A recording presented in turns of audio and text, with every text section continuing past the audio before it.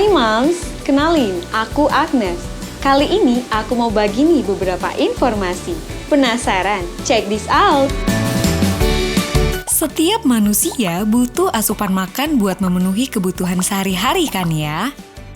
Apalagi ibu hamil yang secara kebutuhan perlu asupan makan untuk memenuhi kebutuhan ibu dan janin. For your information, asupan ibu hamil akan berpengaruh pada status gizi loh. Lanjut ya. Lalu, gimana nih cara moms buat ngukur status gizi? Apakah pakai tinggi badan atau berat badan? Nah, dua pengukuran tersebut kurang tepat nih dipakai buat nentuin status gizi pada ibu hamil. Pengukuran status gizi pada ibu hamil yang paling tepat pakainya lila. Alat yang biasanya buat ngukur lila pakai pita lila atau pita meteran.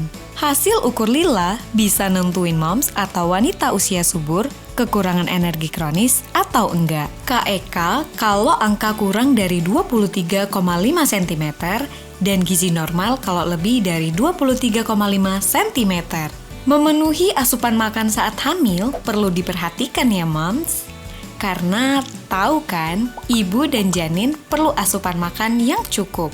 Eits, gak cuma cukup, tapi juga harus sehat dan bergizi ya. Oke, aku lanjut ya. Usia kehamilan juga akan mempengaruhi seberapa banyak asupan makan yang dibutuhkan oleh ibu hamil. Terus, berapa sih asupan yang sesuai buat ibu hamil? Nah, aku kasih tahu nih. Untuk energi, 2.550 kilokalori. Protein, 70 gram. Lemak, 67,3 gram. Dan karbohidrat 400 gram. Masih bingung ya nentuin porsinya? Yuk kita bahas mulai dari makanan pokok. Contohnya nasi. Dalam sehari 6 centong. Jadi moms bisa nih sekali makan 2 centong nasi. Tentunya moms udah tahu kan kalau makanan pokok gak cuma nasi. Ada kentang, mie, umbi, dan juga roti. Moms bisa ganti sesuai dengan selera yang moms suka. Yang kedua, lauk pauk. Dalam sehari dianjurkan 3 lauk hewani dan 3 lauk nabati. Misalnya daging ayam. Dalam 1 kali makan, moms bisa konsumsi 1 potong sedang atau 55 gram. Terus lauk nabatinya gimana? Misalnya tempe. Dalam 1 kali makan, 2 potong sedang atau 50 gram. Ada banyak lauk pauk loh yang bisa dikonsumsi. Seperti ikan, telur, dan daging sapi. Terus lauk nabatinya ada tahu, kacang hijau, dan kacang merah. Yang ketiga, sayur. Pasti moms semua suka kan ya jenis makanan ini? Soalnya bukan rasanya aja yang enak, tapi gak diragukan lagi deh gizinya. Nih, aku kasih tahu ya porsi sayur dalam sekali makan. 1 mangkuk ukuran sedang atau 1 gelas belimbing dengan berat 100 gram.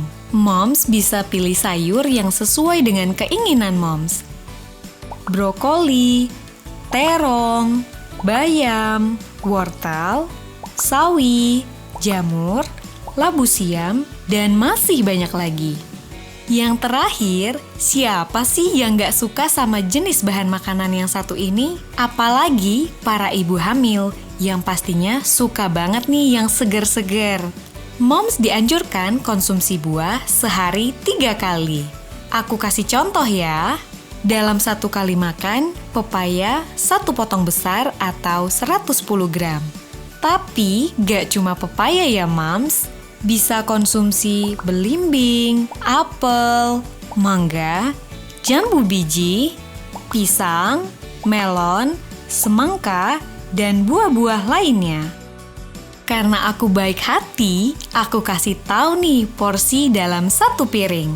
Makanan pokoknya 2 centong nasi, lauk hewani, ikan kembung sepertiga ekor ukuran sedang.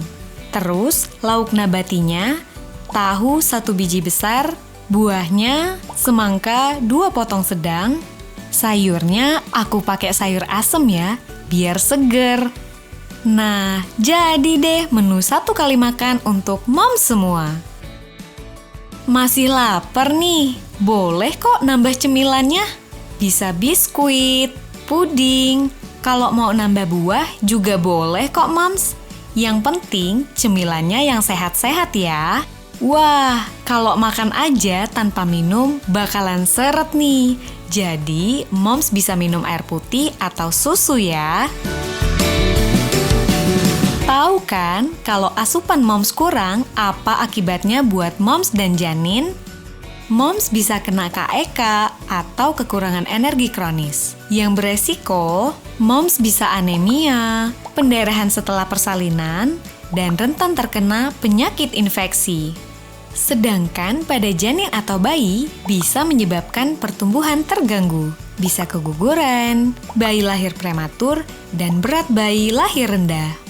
Berat bayi lahir rendah beresiko stunting loh mams, yang dampaknya bisa nyebabin perkembangan otak dan pertumbuhan fisik pada baby terganggu. Yuk moms, penuhi asupan makan demi kesehatan moms dan buah hati.